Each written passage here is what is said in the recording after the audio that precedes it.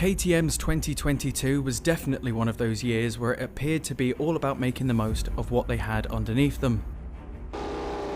In pre-season testing, KTM appeared to be in trouble as they essentially ended up starting the 2022 season with their 2021 bike. This was following developments behind the scenes that seemed to confuse the direction that they needed to go in.